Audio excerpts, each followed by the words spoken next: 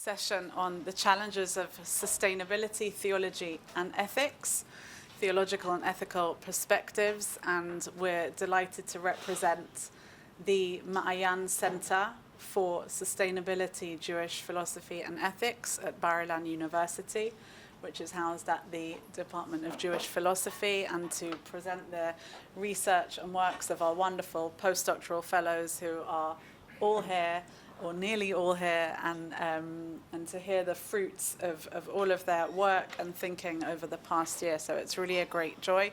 What we have today is really a mini kenes, a mini conference. We have 3 sessions today. No one's paying me to advertise this. I'm just sharing the information, but there are another 2 sessions afterwards as well. So we'd be happy to see you. To see you then. So we don't need to change the order. Our first speaker is גילה אמאטי. Dr. גילה אמאטי holds a PhD in theology and religion from the University of Oxford. She is a postdoctoral fellow at the Weisfeld Family Foundation, מעיין Center for Jewish Philosophy and Sustainability at Bar-Ilan University, and a recipient of the Gerald Westheimer Career Development Fellowship from the Leo Baeck Institute. Her research focuses on Rav Kook, Lebensphilosophy, and eco-theological interpretations of modern Orthodox Jewish thought. גילה. Okay, so good morning, everyone. Thank you for being here. So today I want to begin by returning to a question that has animated religious, philosophical, and ecological reflection for centuries. What is the nature of the human being? What is our place in a natural order, and what kind of responsibility, if any, arises from that place? Rav Soloveitchik's Emergence of Ethical Man offers a striking and, I would argue, urgently relevant response. Compiled posthumously from 10 handwritten notebooks, the work grapples with the challenges that evolutionary theory poses to traditional notions of human distinctiveness. Rather than rejecting these challenges, Soloveitchik engages them head-on, crafting a vision of humanity that is both grounded in the natural world and elevated by ethical and spiritual aspiration. In my paper, I show how Soloveitchik, throughout the emergence, develops a Jewish ecological ethics shaped by a complex engagement with the philosophy of Henri Bergson. One of the most surprising aspects of the emergence of ethical man, in fact, is Soloveitchik's deep engagement with Henri Bergson, despite his earlier condemnation of the philosopher in Halachic Man. There, he grouped Bergson with Nietzsche and Heidegger as champions of irrationalism and chaos. Yet, in the emergence, Bergson becomes a key influence in Soloveitchik's reinterpretation of the place of humans within nature. Soloveitchik now selectively reclaims Bergson's ideas to develop a Jewish anthropology grounded in Genesis and rabbinic thought. So in the emergence, Bergson is explicitly cited 3 times in central discussions. The first time is quoted regarding in part 1, in his discussion of the individual embeddedness in nature. The second time is quoted in part 2 of the book, where he refers to the distinction between instinct and intelligence. And the third time, he refers to Bergson in part 3 of the book, when he speaks about the aesthetic roots of the first sin. In addition to these different references, the spirit of Bergson's creative evolution and the true sources of morality and religion permeates much of Soloveitchik's reflections, particularly, I argue, in his portrayal of the charismatic figures such as Abraham and Moses as bearers of an open morality. Through careful and at times strategic reinterpretation, Soloveitchik integrates Bergsonian themes into a broader theological narrative of sin, exile, redemption, and ecological restoration. I will now explore how Soloveitchik engages with Bergson across the emergence to shape his ecological vision of Judaism. Soloveitchik begins the emergence with a re-examination of Genesis 1, in which he challenges traditional anthropocentric readings that sever humans from the rest of creation. Rather than seeing human beings as rulers over a world made solely for their use, Soloveitchik insists that Genesis portrays a continuum of life. Plants, animals, and humans share a fundamental ontological structure. While humans are the most developed form along this spectrum, they do not stand outside or above it. He writes, I quote, "Here we grasp one of the most characteristic features of the Jewish anthropological philosophy, the deep feeling of man's basic harmony with organic nature, a harmony emerging from uniformity, is the most silent feature of that philosophical formula. Man may be the most developed form of life on the continuum of plant-animal-man, but the ontic essence remains identical. End of quote.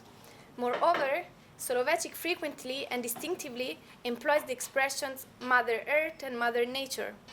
The use of such terminology is striking, as it lacks precedence in traditional Jewish sources and evokes associations with pagan or mythological discourse. Nonetheless, through these expressions, Solovychik conveys the idea that humanity emerges from and remains intrinsically bound to the natural world, thereby emphasizing a profound ontological interconnectedness. This perspective challenges anthropocentric hierarchies that have historically justified exploitation. Instead, Solovychik presents a vision of ecological humility, wherein all life reflects divine vitality and shares in the sanctity of creation. He writes, I quote, "As long as man lives within the bounds set by his creator, which accentuate his naturalness, he remains Ben Adam, the son of Mother Earth, and may claim asylum in her lap." End of quote. Solovychik's ecological sensibility may reflect his reaction to contemporary ideologies such as that of the National Socialist doctrine of blood and soil, which blamed monotheism, particularly the Judeo-Christian tradition, for desacralizing nature. One can also speculate that his response is shaped by the influence of Lynch White's seminal article published in 1967, The Historical Roots of Our Ecological Crisis, which argued that Judeo-Christian theology, anthropocentrism, contributed to environmental degradation. Solovychik defends the Hebrew Bible and rabbinic thought, claiming that Judaism never divorced humans from nature nor condoned their domination over it. In part one of The Emergence, and in an interesting move, Solovychik compares the human condition to that of plants to reflect on themes of nationalism and belonging.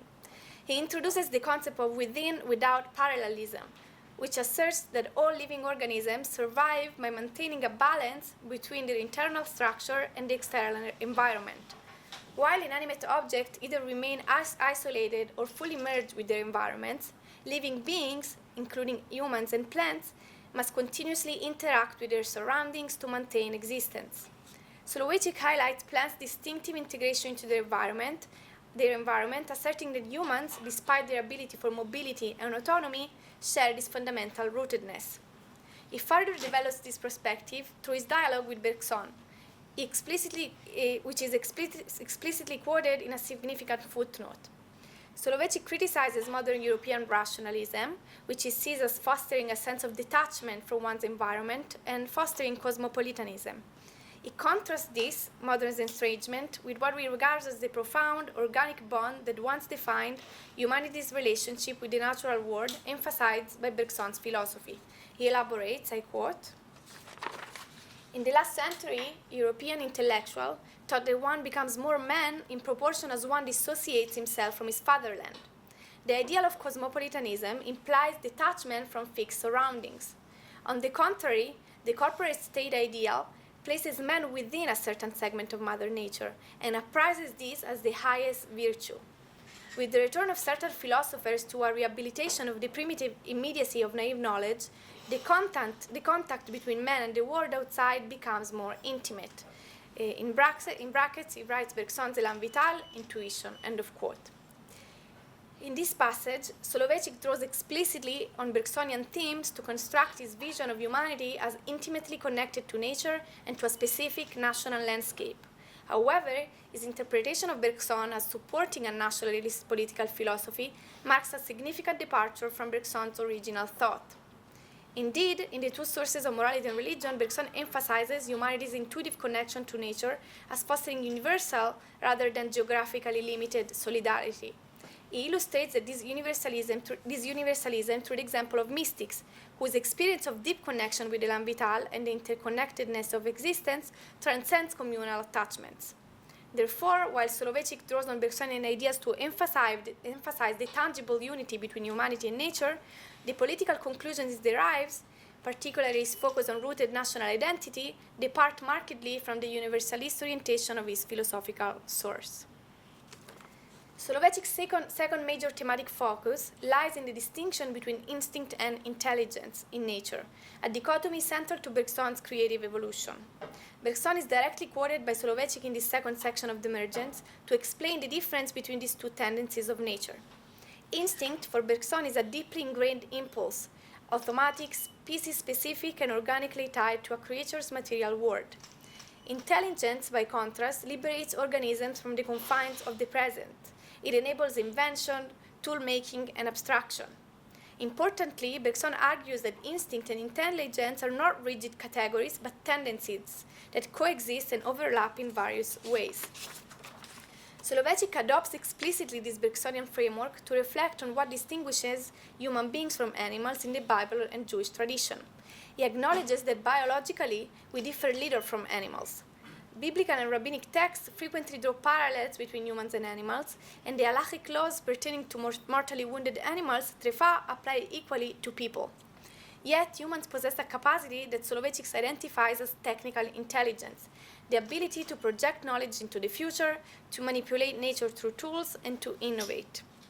However, Solovychik warns that technical intelligence, when mechanized and directed by self-centered hedonism, can also have detrimental outcomes.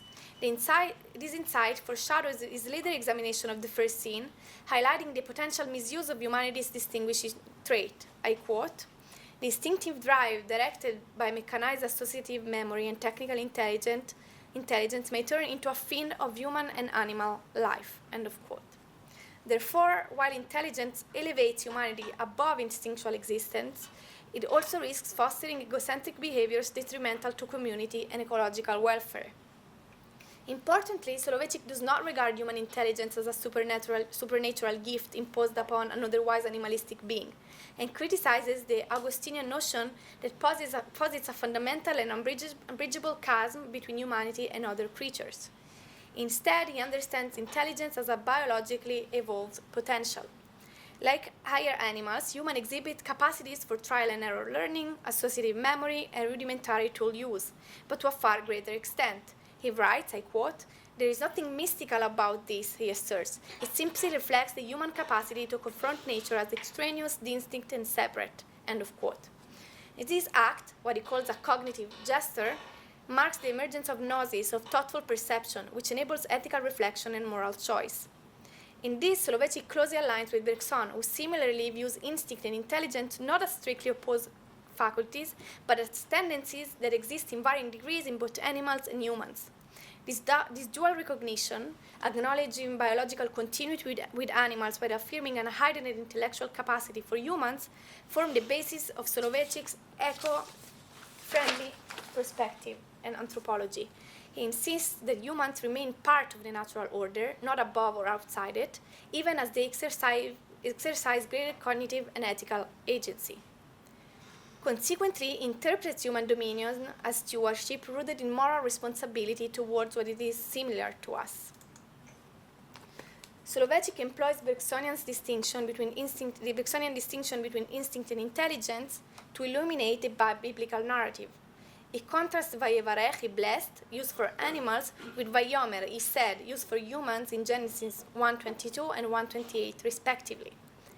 Animals receive a blessing embedded within their instinctual nature, akin to Bergson's notion of Elan, a biological impetus towards species continuity. Humans, in contrast, receive a spoken directive, Vayomer, engaging not just instinct, but also conscious and deliberate intelligence. While animals automatically enact their biological blessings, humans become conscious and ethically accountable through explicit divine communication. This distinction, inspired by Bergson and emphasized by Solovychik, carries profound ethical implications. Humans' existence requires moral significance precisely because it is deliberately planned rather than spontaneously driven by natural impulses.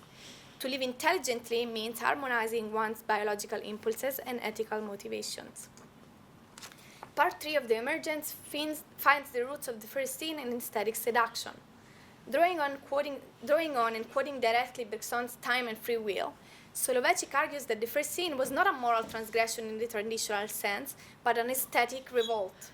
The forbidden fruit represents a moment when unchecked aesthetic desire overrides ethical restraint, an experience that is not merely hedonistic, but hypnotic, suspending moral resistance, trapping the individual in a loop of self-referential desire, and destroying the primordial harmony with nature. Soloveitchik cites Bergson's description of this state, yet departs from his interpretation. Whereas Bergson views aesthetics experience as potentially liberating, a path to freedom, Soloveitchik sees it as paralyzing. Once again, he appropriates Bergson's ideas to serve a distinct theological agenda. So up until now, we have seen that Soloveitchik draws on Bergson in several key ways throughout the emergence of ethical men. In part one, Bergson's influence helped justify the deep connection and rootedness of human beings within their natural environment, challenging the notion of a strict divide between humanity and nature. Moving into part two, Soloveitchik further uses Bergsonian concepts to highlight the profound similarity between humans and animals, emphasizing that both share instinct and intelligence and are not fundamentally different in kind. However, he also asserts that humans possess a heightened degree of intellect, which introduces moral responsibility for their actions. Finally, in his treatment of aesthetic sin, Soloveitchik once again turns to Bergson, describing this form of transgression in distinctly Bergsonian terms as hypnotic, suggesting a kind of seductive paralysis that draws the individual away from ethical awareness and from nature. Redemption for Soloveitchik becomes possible only through the emergence of the charismatic personality, one who transcends aesthetic intoxication, reorients himself toward divine command, and restores harmony with nature. Let's now focus on the charismatic personality and its connection to Bergson's view of the mystic. The charismatic personality in Soloveitchik's theology echoes, I argue, Bergson mystics, the exceptional soul who breaks through the constraints of closed morality to embody a higher, more inclusive love. In the two sources of morality and religion, Bergson contrasts closed morality, which is tribal, law-based, and coercive, with open morality, which is universal, intuitive, and loving. The former ensures group survival, the latter overflows with love, freedom, and moral creativity. Soloveitchik's Avram, I claim, is a quintessential Bergsonian mystic. Called to leave his homeland, Avram renounces the closed society of Mesopotamia with its rigid customs, hierarchical institutions, and technological alienation. His journey into solitude is not only physical, but spiritual. He rejects the corporate state and embraces a direct, loving relationship with God. This relationship restores not only moral clarity, but ecological intimacy. Avram's departure from a technologically sophisticated and nature-alienated society symbolizes, I argue, a deliberate return to harmony with the natural world, an harmony broken with the first sin. By adopting a nomadic lifestyle, Avram not only aligns himself with an open morality rooted in intimate communion with God, but also cultivates a deeper ecological sensitivity. Soloveitchik's second model of charismatic leadership is Moses, whose journey both echoes and contrasts with that of Avram. Both figures live centralized, oppressive societies. Avram lives in Mesopotamia, Moses leaves Egypt, and enter the wilderness. Yet, while Avram responds freely to a divine call, Moses is initially reluctant. Soloveitchik sees Moses as the Redeemer in an interim period, when the covenant appears broken and divine promises are absurd. Yet Moses accepts his role not through coercion, but as a moral imperative rooted in ancestral memory and historical need. Through his leadership, natural forces, plagues, rivers, wilderness are transformed into ethical signs of covenant. Soloveitchik called this imitatio Dei. Moses partners with God to realign nature with its moral purpose. This act inaugurates Soloveitchik's ecological theology, where nature is not conquered but sanctified through covenantal transformation. In the final chapter of the Emergence, Soloveitchik envisions a messianic future in which the biological and ethical dimensions of existence are fully harmonized. He writes, in the messianic ideal, the prophet depicts in glowing colors the harmonious state that will prevail in nature. The biological being will not follow its orgastic instincts. Instead, it will be guided by an ethical impulse. The ethos and the bios will cooperate and coexist. Soloveitchik states that the Redeemer is God's, I quote, is God's emissary who brings about this wondrous state. Moses, the first Redeemer, began the work. The Messiah will bring it to completion. End of quote. In this light, the goal of the covenant and the mission of the charismatic personality take on a distinctly ecological dimension. Soloveitchik envisions in the Messianic age a return to the antediluvian state of harmony between humanity and nature, a return achieved not through innocence, but through conscious covenantal engagement. To conclude, in the Emergence of Ethical Man, Soloveitchik presents a philosophical anthropology that challenges the strict divide between humanity and nature. Drawing on Bergson, he reinterprets Genesis to show an evolving human-nature relationship, deep connection in Genesis 1, alienation in Genesis 2, and restoration through figures like Abraham, Moses, and the Messiah at the end of his book. These charismatic leaders embody an open morality that re-sanctifies nature. Solovyeychik affirms biological continuity with all life, while highlighting humanity's moral responsibility. Redemption for him is not escape, but ethical reunion with nature. His work thus offers a distinct Jewish eco-theology, uniting covenant, moral agency, and ecological renewal. Thank you.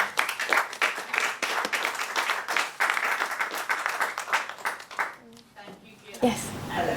Thank you very much. For me, this was an eye-opening talk. I didn't know about this aspect of Solovyeychik's thought at all. And my question is rather unphilosophical, I apologize, but I'm curious to what extent, or do you have any information about how his ideas about man's embeddedness in nature influenced, affected his practical, I don't know what, decision-making, life, ideas, advices? I don't know. I think I should check that, I guess, but I don't know if it was even if it was vegetarian. I'm not sure. I don't know. But also, I didn't speak about this even in the article that I wrote, because there is so much about nature and environment, but there is a very one chapter about vegetarianism in this book. Like, it's not so connected with the philosophical aspects of our unity with nature. It gives it a different explanation regarding our relationship with God, so I didn't include it, but it's there. Like, it seems that it's very much in favor of vegetarianism. The argument is that at the beginning of the times, like at the beginning, human beings were vegetarian, and the entire nature were, animals too were vegetarians, and then things changed with Noah and after that. So I think it was similarly also to Rav Kook. He thought that that's the ideal at the end of the day.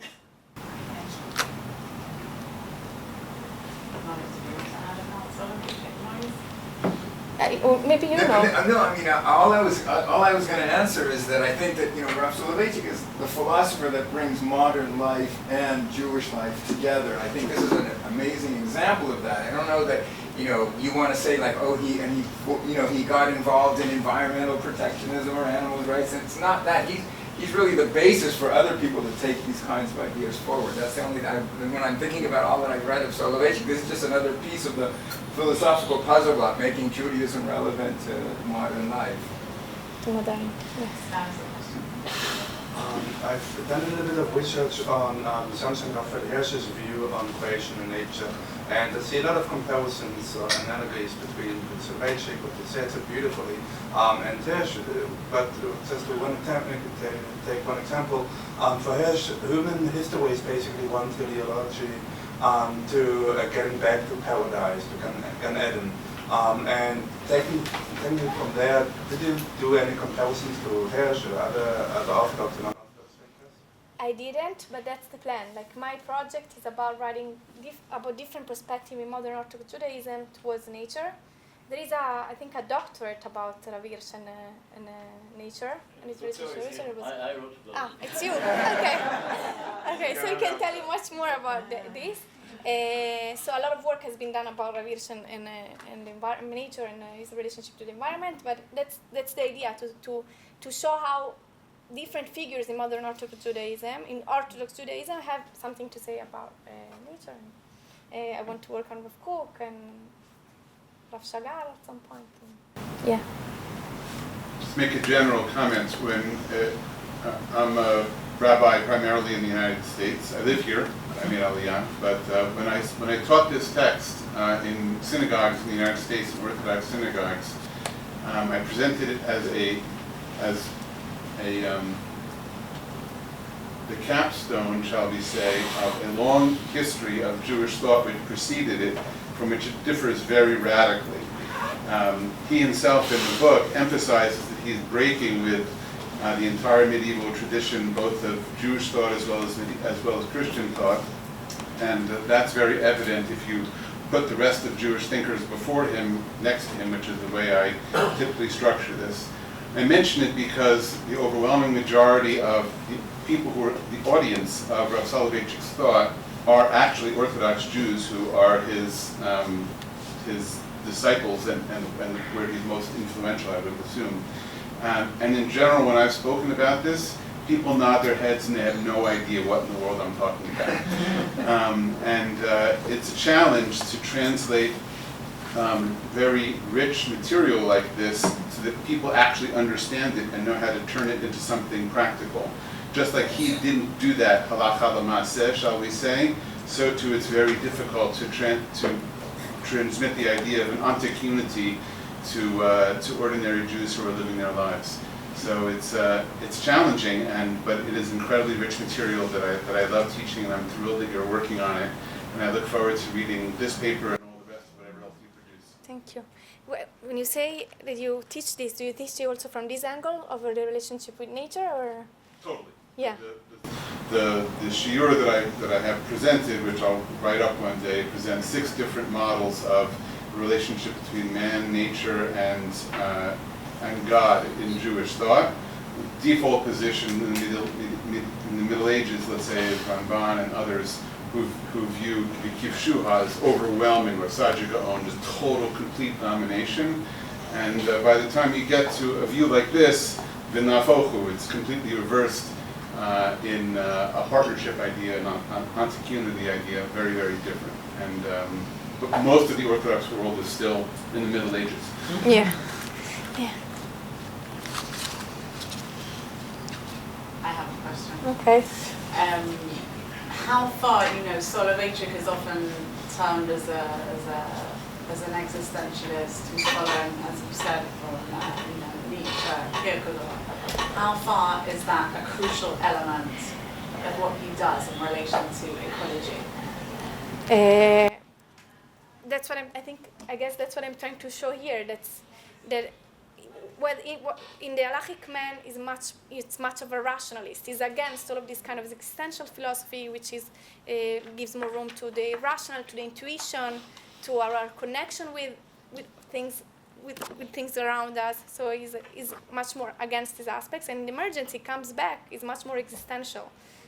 But what I think it's important is that it's not really existentialism. It's the philosophy of life, which is what I've been working on also in my doctorate. Bergson and Nietzsche and also all of these people that he writes about in the halachic man are even before existentialism and tell us something about the importance of intuition, connection to nature and to the world outside and to all of existence, and about the unity of the world.